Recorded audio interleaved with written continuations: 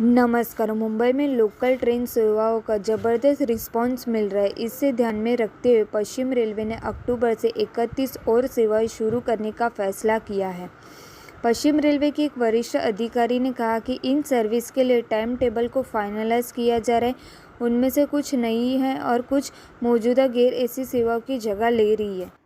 वहीं यात्रियों के अनुसार एसी लोकल ट्रेन में सीटें मिलना अब मुश्किल हो रहा है। खासकर भीड़भाड़ के समय में पीक आवर्स में ज़्यादातर एसी ट्रेनें खचाखच भरी चल रही है। बता दें कि इससे पहले गुरुवार को यात्रियों से खचाखच भरी हुई एसी लोकल का एक वीडियो भी वायरल हुआ था। वायरल वीडियो को बुधवार को शाम को एक यात्री ने शूट किया था। वीडियो में कई यात्री ट्रेन में चढ़ने के लिए संघर्ष करते नजर आए थे। आप इसे देखते रहिए और स्मार्ट न्यूज़ यूट्यूब चैनल।